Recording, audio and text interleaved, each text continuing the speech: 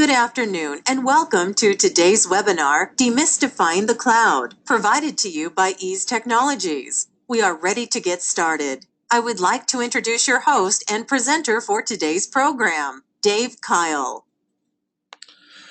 Good afternoon. How's everybody doing today? I want to welcome you to our webinar. A few housekeeping things for us as we get started. Our webinar will be running from 12 p.m. to 1. We should be wrapped up before that, but just want to make sure everyone has set aside some time during the lunch hour here for us. You should hear some audio now, and you can look on the screen there and dial in if you are having any audio troubles. And during our webinar, I encourage you to please ask any questions. You have a control panel that you logged into with GoToWebinar, and in that control panel has a questions area. And I'll check on that, and Pat and I will be happy to answer any of your questions from time to time, or if we can't get to it during the webinar, we'll follow up at the end, or even in an email if you want as well. So look forward to getting started. And I want to welcome Pat. Pat, how you doing today? Doing well, Dave. Good. I'm Dave Kyle with Ease Technologies, and Pat is one of our senior cloud engineers from the company as well. Ease Technologies, if you're not familiar with us, was founded in 1993. We're based out of Columbia, Maryland, and provide IT managed services and cloud solutions for customers in the Baltimore and Washington region. So let's talk a little bit about our program and agenda today. So we want to first discuss some things we see as business needs that a lot of organizations are asking for and needing. Finally, just demystifying some aspects of the cloud. We have a lot of questions that come out of our conversations, but take an emphasis here today on security in the cloud. A lot of folks are trying to find better ways to secure their technology and their systems, and we want to emphasize that in our conversations. Share a few ideas about a range of cloud offerings, including one that we provide, which is basically a virtual cloud office. And finally, I'll wrap up with a few tips on secure file sharing in the cloud. So let's get started. And one of the things I think we hear a lot about from organizations is the need and desire, Pat, to try to make all systems work within their environment. Sometimes they are a multi-platform environment. Sometimes they're not. Some of our law firms, accounting firms are very Windows-based. So a lot of organizations are trying to figure out how can I use PCs, how can I use Macs, even iPads, just to kind of run my business and keep people productive in what they're doing. What else are you hearing from organizations? Yeah, just touching on that, I think a good point with that is people want to be able to do what they need to do work-related on the device they have at the time. So if they're going to be working on their iPad, they don't want to have to hop back and forth and say, oh, I can do this on my iPad, but I can't do this. So we see a lot of people just kind of wanting that all-in-one solution where they're able to work and get everything they need to do on one device. Got it. One that's not often talked about, but ultimately from a back-end standpoint, I look at it as being its improved disaster recovery. A lot of these situations or issues that people run into can easily overcome with a really good disaster recovery plan.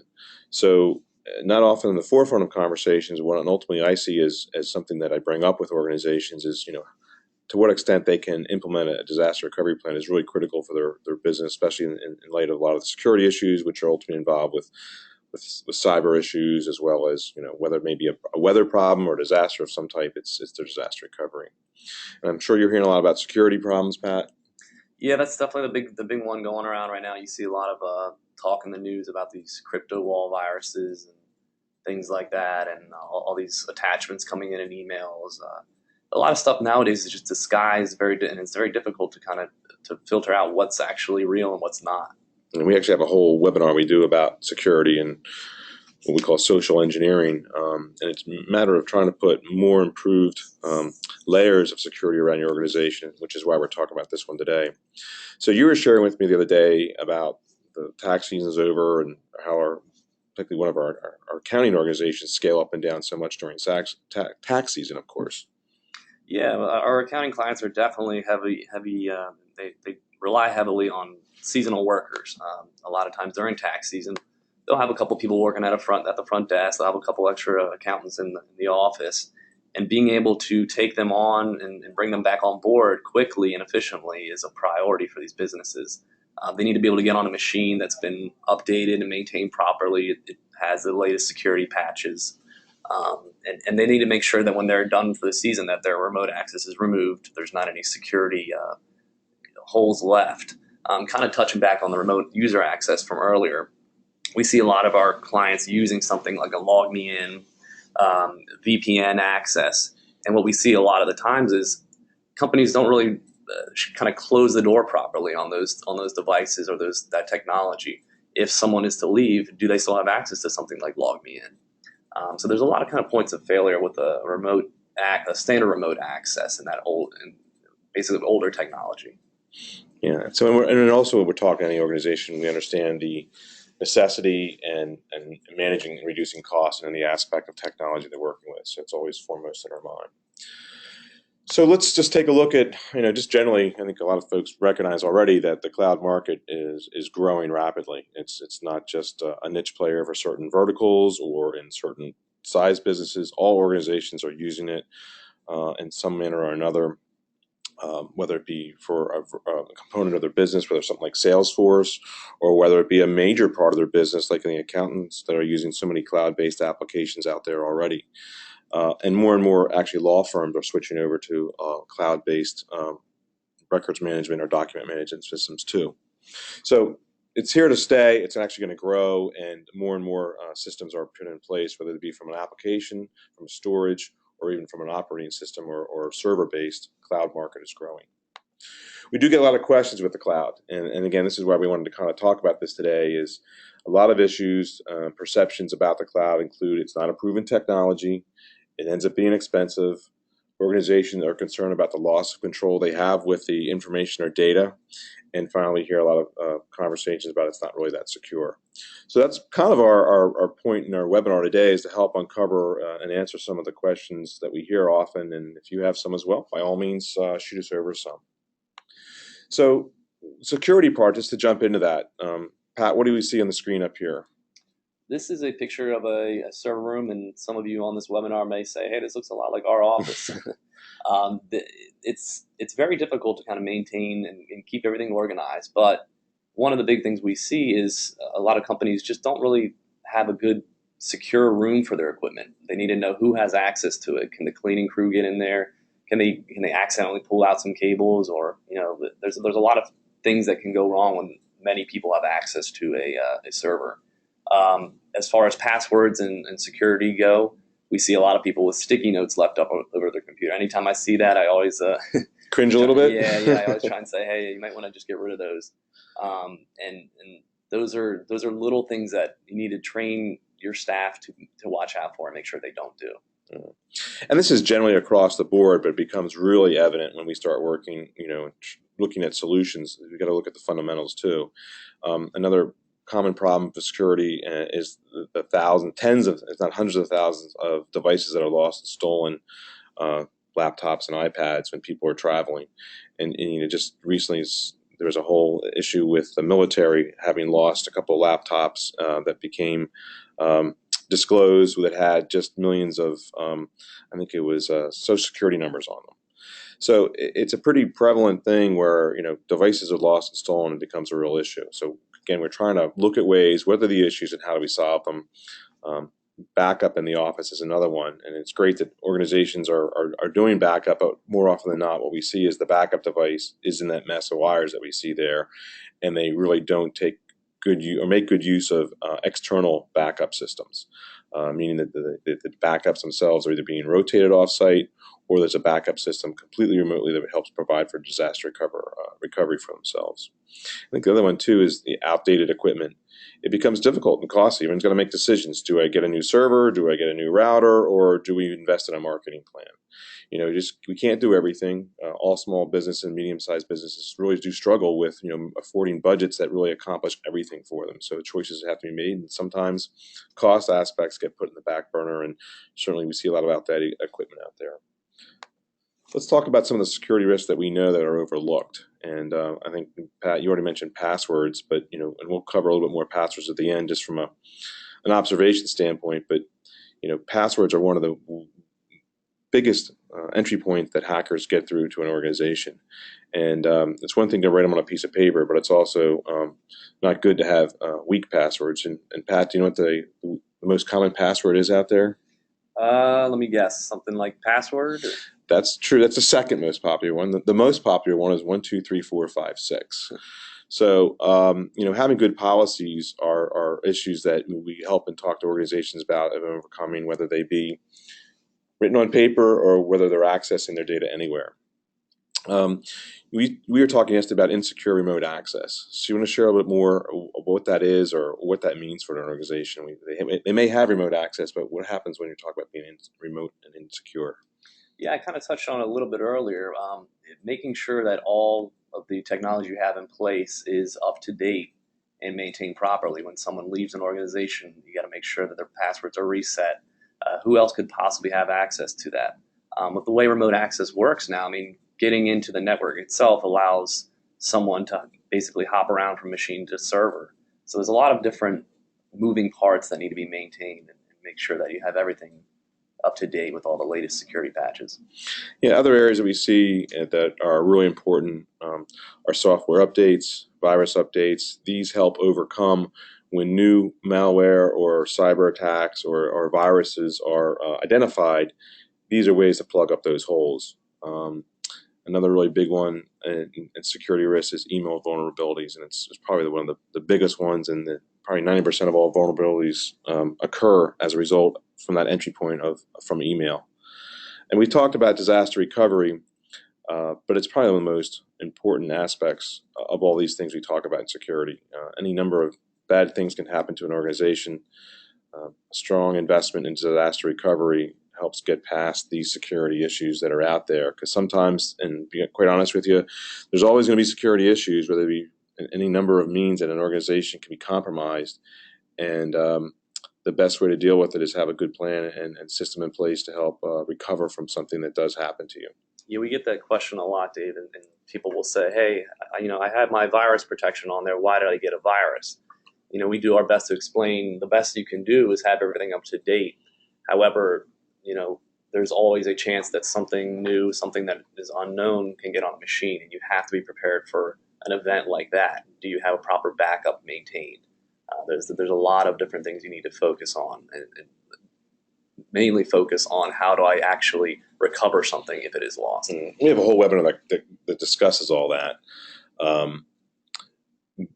how that happens, how it occurs. But we just want to make sure you're aware that there are a lot of risks out there from this way of and methodology, and even with all the updates, with all the security measures in place, all we're doing is looking at mitigating, and that's how the cloud can help mitigate as well. So what makes the cloud more secure? One of those, and probably most important areas, is facilities. And Pat, do you want to elaborate a little bit on that for me?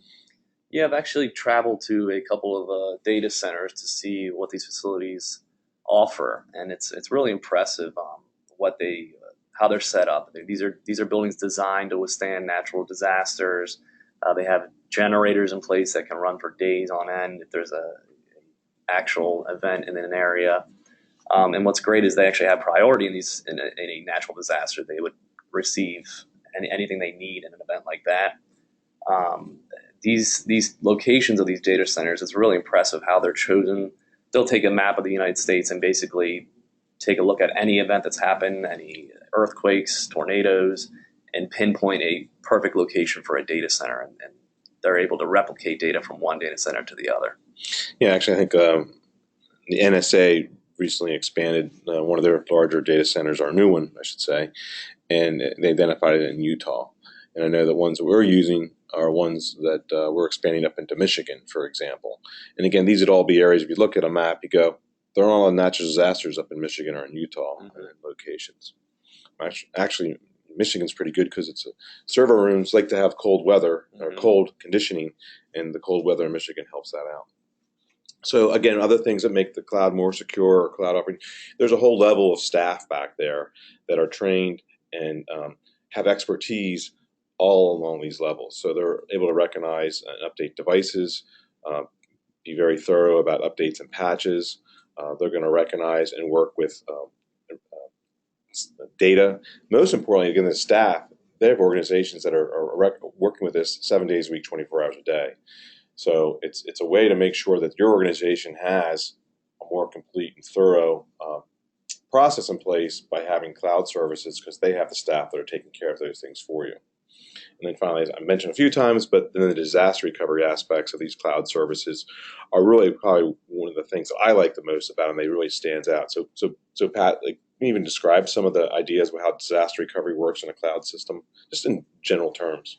Yeah, with something like we mentioned earlier, like a crypto wall virus, something that would normally cripple an organization, being able to pull up and take a snapshot of your server from hours, days, weeks back, depending on how far back a virus or something on the server itself actually occurred, and they're also able to replicate data from one data center to another, which allows them, if there was a natural disaster in one area, to basically spin up your environment as it was, in time frames that are not really possible in a standard environment.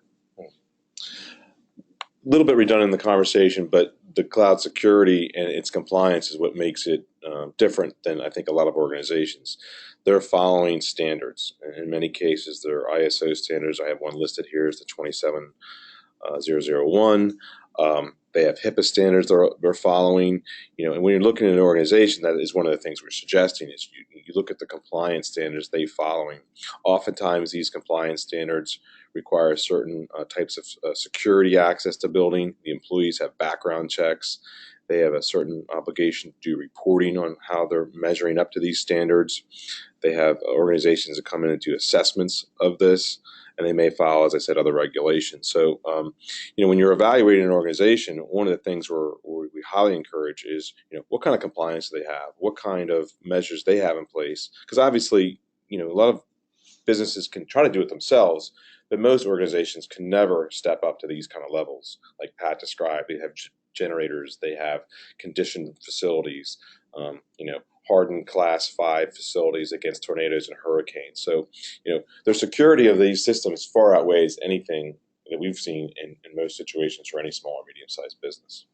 Yeah, we work with some companies who, try their best to become compliant, and it is very, very difficult. It gets very expensive, and they always say, how is there an easier way to do this? And that's what we try and do to help. So we look at security, again, it's a little technical, but I kind of look at it in layers. And then there's probably, I'm going to generalize a little bit, but there's 3 layers we're talking about in an environment, whether it be cloud or anywhere. It's kind of the system layer, which I call the plumbing. That's basically, how are operating systems, how are those servers, how are the networks, how are the virtual machines all protected in a data center. Secondly is the application layer, but basically the access. What kind of access measures are put in place to prevent people from getting through password methodology or through remote access? And finally is the data layer, and that's just making sure that the data that's there is encrypted. And we often look at it in the technical term as a data at rest or data in transit. And data in transit, for example, means, when it's leaving that facility and it's going across the internet, in transit, is it encrypted when it gets to you? And that's really important along the way that, these systems really provide end-to-end encryption. And again, very difficult for any organization, small or medium-sized, to accomplish for themselves without having the technology and expertise to implement those kind of solutions. So again, we heard one of the objections about cloud is it's new. I don't like it. I don't trust it. Well, basically, I always like to point out to some older systems that used to be around. CompuServe, America Online, Prodigy. These concepts were simply servers, mainframes maybe at the time, that provided you had dial-up access. Now the internet provides these kind of access, and essentially this access for everyone is really simple and more straightforward. Before it was very complicated and had a lot of difficulty getting into it with dial-up. Now it's really kind of easy. So let's talk about some current cloud services, because a lot of people either realize or don't realize they're using it today. We'll talk about phone systems, and we'll elaborate on that one just a little bit, because I think it's a really good one for any small business if they haven't stepped into this just yet. File sharing is probably the more common ones. Almost everyone's using Dropbox in some way or another, or some sort of file sharing application that allows them to easily move files back and forth. Applications like Quicken Online for a lot of accountants that are out there, We're going to elaborate a little bit more on servers with Office 365. And actually, it's more than just a server, but it takes the place of what used to be an Exchange mail server is now Office 365 in a cloud-based environment from Microsoft. And then also there's other network services. And Pat, you want to explain this one for us, this backup one, and how this one works? You're talking about the Datto backup? Yep. Yeah, Datto backup is a device that kind of helps out with what Dave mentioned earlier, having a way to have an off-site backup as well as an on-site backup. If there were an event in your office, let's say Dave always talks about in the webinars how their water damage is very common. A Datto device will have an off-site backup that you can spin up and almost immediately have your organization back up and running. And that's a device that, it can be a little pricey, but it gives you the flexibility to know that your data is secure, and that in the event of something, you'll be able to be back up and running very quickly. So basically how it works, and correct me if I'm wrong, it's a device that would sit in your office. It would back up locally and then also push those same backups to a cloud storage somewhere else offsite. Correct.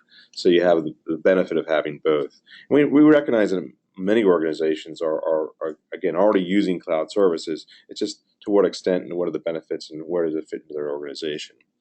Another one we're going to show and demonstrate for you here today is how you can virtualize your office. And that's just taking almost all aspects of what you're doing today, particularly your desktop systems and your servers, virtualizing them, putting them up in the cloud, and taking advantage of all these benefits we've talked about. And that'll be our demo at the end. So just briefly on phone systems, this is one of the first ones I would talk to any small and medium-sized business about. Originally, there was PBX systems, and you'd have to lease some hardware, put it in a phone closet. You'd lease a bunch of lines, you'd lease some phones, and by going to a voice-over IP system, which essentially is a cloud-based PBX, we've been able to help find a way for huge cost savings in most organizations. And even for ourselves, we were able to reduce our costs by a third what we used to be spending. So basically, it's an internet phone. It's fully featured that you'd have before. There's a lot of mobility aspects. And I'm going to give an example of how we use it in our offices today, Pat. Yeah, during the winter is the big time when we actually get the best use out of the IP phones. We actually take ours home if there's a snowstorm. If we know there's going to be a snowstorm, we take it a couple days ahead of time, and we're able to just basically plug in at home and act like you're in the office. If calls come into you, we have our help desk forwarded, and then also you're able to manage it remotely as well. So if we need to, let's say someone is taken off, we can change who the phones go to. Being able to handle all that remotely is really helpful. Yeah, I think what it does, it actually typifies what I think cloud services are about, in that it provides a lot of mobility that otherwise wasn't there. We were all kind of tethered to our offices and really couldn't get too far. And now even with your phones, you can just, like Pat described, pick it up, take it home with you, plug it in. And when we're all set up this way during a weather event, it's not a long distance call we're making. It's an extension call that we're making, 4 digits. And I'm talking to Pat, from where I live out in western part of Maryland to where Pat may be in Baltimore, just with 4 digits. Cloud file sharing, pretty popular one. I think everyone's probably using one of these, either Citrix ShareFile, Google Drive, or Dropbox. A lot of choices. Limited security on this, and I'll talk about this at the end because I think there's some things everyone could be using to securely share their files a little better, and I have a few tips for us. But I bring this one up because this is a real obvious one. You're using Dropbox, whether it be from a browser or from an installation that you have a volume now attached to your computer, whether it be a laptop or a desktop computer. That volume is there now. You drop that file, and that file is then saved out to a server somewhere remotely. Convenient, easy. Some of the downside is the free versions of all this are kind of not as secure as what I would encourage most businesses to follow for a good process and good policies. So we'll talk about that a little later on. But just wanted to mention it for those folks who are, I'm not really using cloud services. I think it's not secure. We're using it today, and I encourage you to find other ways to make it more secure for yourself. Other cloud applications, there's a lot out there anymore. LinkedIn's a cloud application, QuickBooks Online, Salesforce is probably one of the biggest cloud-based organizations that are out there. Matter of fact, for CRM systems, Salesforce just surpassed, I think, 50% of the market share. So here's a whole vertical that is now the most, I guess, 51% of it, CRM systems are in the cloud. So it's a real shift in what's going on, an example of the popularity of cloud services at this point. And then Office 365, of course, is a big one. And Pat, let's actually move right into that. I'm going to explain that a little bit more. What is Office 365? Who should be using it? What is it used for? Just a little elaborate a little bit more for us. Sure, we see Office 365, and it's becoming a lot more popular now. It's very competitive pricing, which obviously is a big point for small businesses. But it allows you to kind of get rid of your old Exchange server in your office. Exchange servers can be very expensive and hard to maintain. And what's great is you actually get larger mailboxes in Office 365. A lot of times in your standard environment, you'd have to kind of limit the mailbox size. You'd have to archive mail. Now with Office 365, you're able to have a larger mailbox, which obviously means you don't have to go through and delete old emails constantly. They're very competitive with giving you extra licenses and things like that. You can also have an online version of Office if you don't feel like using Outlook. That's great for just accessing outside of the office if you're just on like a hotel computer or something like that. Yeah, there's still a lot of folks that aren't using this particular service, and I think the low monthly pricing on this, the way Microsoft has set this up, has really made it pretty aggressive. And if you're a Microsoft environment, you really have to look at this closely to really evaluate where it fits into what you're doing, and really can help out a lot. But we've had a lot of enterprise companies actually switch over to Microsoft Office as well. This isn't just for small and medium-sized businesses. They've eliminated for what themselves, which was many servers, backup, the whole thing we're just talking about. Enterprise level businesses have looked at this as a great way for them to reduce their overhead as well. So, and again, back to the cost aspect. So, where we see cloud is really that reducing cost, especially from a capital expenditure. There's a really elimination of to have to buy servers. We would talk to an organization at least every 3 or 4 years about making those investments on new servers, depending on the organization, for the right type of server, the redundancy of those servers, all the things involved. Every time we'd be looking at saving minimally. The capital cost on a server investment is somewhere between $10,000 to $45,000 for most small and medium-sized business, depending on the number and types of servers they needed to invest in. Of course, when you talk about doing a server, we talk about backup devices, specifically how the disaster recovery would work, and then the cost of licensing, and then there's time spent on technical duties as well as maintenance on those systems. And so we really see that anytime anyone's looking, we think the best time to talk to someone is when they do have internal servers that are coming up in that life cycle of 3 years, and you're going to have to make some investment here in some new servers, and you really need to start looking at how can the cloud save you that capital expenditure on all these different areas. So some of the things I mentioned earlier about evaluating cloud services, probably the first one you're going to want to talk to any organization about is the compliance standards that they're following. They're all a little bit different, but you do want to ask which ones they are following, how are they following them, what kind of security measures do they take, what security options do you have in accessing the data that you have there. Are they compatible with which devices? Some are okay, but only can be very specifically. So, for example, you can have a cloud service, but it still may only work with Windows computers, for example, and doesn't satisfy your ability or desire to expand it out to all these other mobile platforms we talked about, whether they be Macintosh laptops or even iPads. What recovery options do you have? Meaning it's your data. Can you get it back?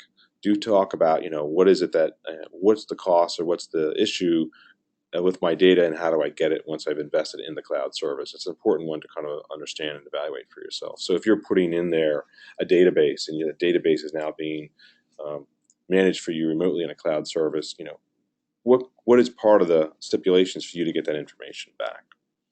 Reducing costs, of course, the ROI on that investment is important. You're reducing your costs, as we said, from no longer having to invest in a server, but you do have monthly costs, and really what are they doing for you and what aren't they doing for you at that point. So let's move into the next layer of what I would call a virtual office, Pat, and we're going to get into our demo here in a minute, but I want to share with people, the next and probably the top layer of all this is, we've talked about bits and pieces, we've talked about backup, we've talked about phone systems, we've talked about files, we've talked about applications all individually moving to the cloud. What if you moved your whole office into the cloud? So a virtual office allows business owners and employees to work from any location by using technology for communication and information sharing. And what I want to do is just talk about what a virtual cloud-based office, those features would include. So we get into all the benefits and issues that a lot of, I think, organizations have problems with, including things like device independence, meaning you're no longer obligated in a virtual office to be using just one operating system or obligated to one set of desktop or laptop equipment by one manufacturer. It gives you some freedoms out there. Facility independence is a bigger one too. We talked earlier about the need and desire to have more and more organizations have flexibility where the employees are working, where they're working from, and when they can get access to their data. I don't need to be in the office to do my job. A lot of times we're talking to organizations about, we have people that come in and they have to work in the office to get the job done. What if they have someone sick at home? What if there's a weather event? Do you want to still provide them access to do their jobs on their own time but still be productive? And that's where, again, trying to provide cloud offerings that really provide that, and that goes hand in hand with remote access. And finally, we talked about disaster recovery a few times. Can't speak enough about how good using cloud services are. And finally, elimination of servers in an office and providing a lot more cost. We actually even have one account right now. They have no office. They have no servers. They have cloud-based systems, and their employees work in various locations, mostly on and around the region here, but they don't have the same kind of facilities that we traditionally have and are now virtual in what they do.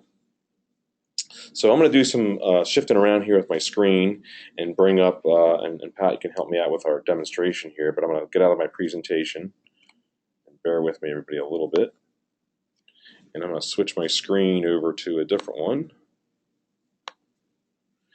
And right now you should be seeing my Macintosh, which with a golf screen on it. And I'm going to bring up what we have here is Microsoft Remote Desktop. And Pat, want to explain what this application is? Yeah, this is actually available in the App Store, free download, and this is just allowing us to remotely connect to a cloud server here. Yeah, I had it actually up and running, so I just quit out of it. But let me just launch the application again. And so this is just a real simple, lightweight utility application that facilitates a connection to. Do you want to elaborate a little bit more where we're going to connect into here? Yeah, we're actually connecting to a data center in Michigan. And as you can see, Dave is actually he's a big Mac guy, so he's using his Apple here, and we're connecting to a remote server that is running a Windows operating system. So right now I'm looking at this session. Is that a good way to describe it? Correct. Okay. So the server is now delivering to me my operating system, my applications, and my desktop and my files that's residing in Michigan from that cloud-based server environment for me. Yep, and you can treat this as you would your normal desktop, and you know that it's backed up, it's maintained, and it's got the latest security, it's got everything that you need on there. So I'm looking at this, it's pretty familiar and not too fancy if you're already using Windows is what it comes down to. So right in here, I'm looking at, being a Mac guy, you have to help me out a little bit there, Pat. Sure. So I'm looking at my my drives and devices. We just got Windows Explorer open here, and this is going to be something that everyone on this the webinar is probably very familiar with. A lot of companies will store their data. For instance, here we have the H drive. That could be a location where you'd save your company shared data. Let's say your QuickBooks files, things like that. Everything's really it's the same as you're used to, which makes training and getting used to your staff. It's really easy to do. And I know this directory, for example, is actually attached to my local volume here on my Macintosh, for example. So this actually is a connection. When I click on this, it's actually looking at my Macintosh computer. Correct. Yeah. So you're easily able to remove devices or remove files from your local to the cloud, and these are all very easy to maintain. And if you don't want your staff to have that ability, it's really easy to turn on and off. Yeah, I'm going to ask you more about that in a little bit too, to how that works and what controls we have. But we have your traditional applications. Of course, you can look at something like a browser here, add a tab. You can look for CNN.com. So I'm browsing the internet as I normally would through this device. as normally I would with the same. I can run Explorer, I can run Chrome, I can run basically any application that I would be running on my computer. For my Windows computer, I can run here on this system right now. Correct. Yeah, and what's great is that you're able to, on the back end, everything's kept consistent. Meaning, anyone else that's connecting to anyone else in the organization is connecting up. They're seeing the same thing. They have all the security patches in place that you do. So there's not kind of having that one weak link in your company. Let's say a computer that hasn't been maintained properly. With something like this, you know that everyone connected is on the same playing field. Got it. Okay. So training there isn't a lot of training for anybody to get involved in something like this. No, very very easy to learn, and most people love it. They're able to go home and work when they need to. If they're an accountant, they can work late hours, work into the night, and they know that it's going to be working. So, example, running QuickBooks. This is 2015. It's a demo version, and I'm not very good at it, so I apologize if I'm bouncing around here. It doesn't look like I know what I'm doing because I don't. But again, any number of industry-specific applications work in here as well.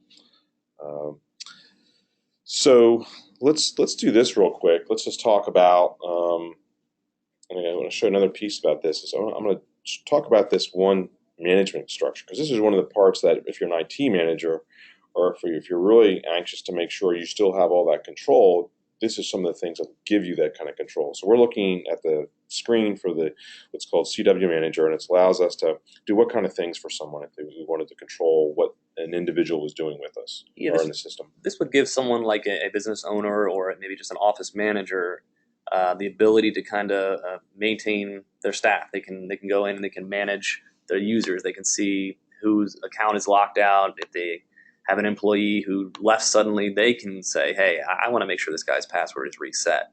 And they can go there and do that. They can also check and see who has access to what files. Does this person have access to the accounting section? And they may not want that. It kind of gives a business owner a little bit more flexibility, and they're able to kind of see things on their own as well. Instead of having to log into a complicated server, this is much easier to look at. And two things. We work with both IT managers to enable them to have access to this, but also in our own organization, we take this away from somebody who doesn't want to have it either, where we can take over those duties. So a business owner or an office manager simply calls us up and says, hey, we need to turn off Steve now. He's no longer with us, and we just turn that off. Absolutely. Some people like to do it themselves. Some people don't want to have to touch any of it. That's all up to them. Right. And that's the other security measures I thought and control that was enabled in this system. We had simple things like you could eliminate access to there's be no a click file report. There won't anything be coming up because this is a demo system, so there's really have anything to see. But this will give us. This is actually you can see who's logging in at what times. If you're concerned about some of your staff logging in late at night when they say, "Hey, I'm actually working," this will kind of give you the ability to do so. So actually, that's what I wanted to point out. You have the ability in these kind of systems to manage what people have access to. So, for example, if you didn't want them to be able to save documents on their own devices or USB drives, you could secure that down. Yep, and then it's all really easy to do, which is obviously really nice. There's nothing too complicated with it. It can be done in just a couple minutes. In this audit report, what we can't see, but that would show you user activities when they were logging in, when they were logging out.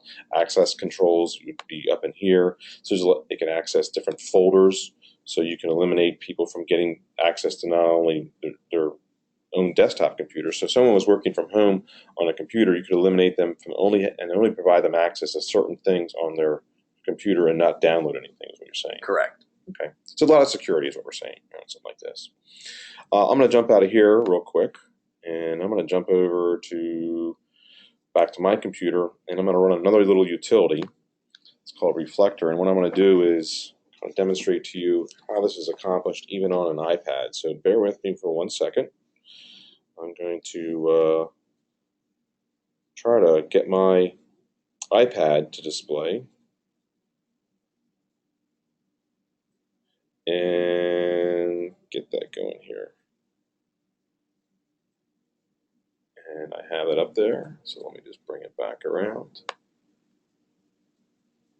All right, so there's my iPad, and in there's RD Client. Pat, want to explain that again for everybody? Yep, this is the same app that Dave had on his MacBook here. It's from the App Store. Same exact setup, and he actually just has the connection already good to go. So one of the, I'll use the word cool here. Cool parts about using something like this is, I'm going to have to type in name and password again. So bear with me a second. Pat, you want to explain how this works while I'm typing in here? Sure. Yeah. I mean, the iPad is actually, well, we kind of talked about this earlier. You know, you want to be able to actually work on the devices that you have with you. If you're traveling with your iPad, you want to be able to say, "Hey, I need to get my work done." So what's great is with something like this, you can just pull it up. You can pull up your Windows desktop. A lot of people say, "Hey, you know, I love my iPad, but I can't really get my work done on it." So what's great is they can just take their iPad with them and actually work on it like this, and it's actually really easy to use. You can connect your Bluetooth mouse and keyboard to it, giving you the desktop feel. A lot of people we see actually use Microsoft Surfaces as well, just because they may be a PC guy and they say, hey, you know, I'm not a big Mac person, and with that they're able to operate just like they would inside their organization. Let's see if I can get my password going correctly here, and I did it. So what's nice about this is you can see this is the same screen and session that you saw just a moment ago on my Macintosh. So for example, I were to have to, I'm working at home, got an emergency, I need to run to the office, or vice versa, working in the office, I need to run home. I can literally quit what I'm doing, run back home, and within a certain period of time, all those same applications, everything I saw on my screen is still running for me as I left it. So it gives me a lot of flexibility. Again, iPads don't have great pointers, but I can move around here a little bit on this, and I'm certainly not a very good Windows user, so I apologize for that too. But you can see this is the same session we had before, same documents I was working on, same edits, same changes, all those kind of things. Great. I miss anything, Pat? I think you got it. Yeah, I mean, Okay. just I think the main point with is you're giving people what they're comfortable with. If they're comfortable with a Mac or PC, Right. and believe it or not, we've seen people actually work on their phone with this. They download the app from their phone. I wouldn't say it's the most efficient, but it certainly works. And if you need to get something done real quick, let's say you're on the golf course and forgot to copy a file and send it to someone, you can do that. Right. It's really rare to see. I'll bring our presentation back up. So I just wanted to demonstrate a little bit of that, because I think it's not only our product, to be fair, there's a lot of things that are heading in that direction. We think, of course, our solution's an outstanding solution for the reasons we've talked about. But you know, some of the features in some of this that we often talk about to organizations, that you know, it can work on any device, as you saw. You connect to your office printers as you've done before, share drives, or utilizing multiple U.S. data centers, and providing secure access for organizations. I think that, how about one of the questions I think we got, hold on, let me just check this right now. We do have a question. And the question is, how many displays will it support, Pat? Actually, we've seen someone that I believe that had I want to say 8 monitors. It was kind of funny to see, but it'll take as many as you can throw at it, as many as Windows will handle. And I believe 8 is the max. But yeah, I mean, it's really easy to do. Everything you're kind of describing, Dave, is pretty much right out of the box. There's not really a configuration needed. For instance, you mentioned printers there. If your computer is already set up with a printer, if you connect to the cloud, it'll see that local printer. Because it is using remote desktop, which is Microsoft's products, it's built into any PC already. So it has all that pretty much ready to go and installed. Okay. So we see some real benefits to this. Increased mobility, you know, whether you're using any different type of desktop, laptop, mobile device, you can get as long as you have internet access, you have access to your desktop computer that you'd have in the virtual setup with the cloud workspace. Improved disaster recovery. So, you know, example being, we had someone with a system that had a significant problem, technical issue. we were able to jump back to even just a few days earlier or a few hours earlier and recover where they were at to get them where they needed to be, and not losing a lot of time in the meantime to get back to that older image or that older session they were running at.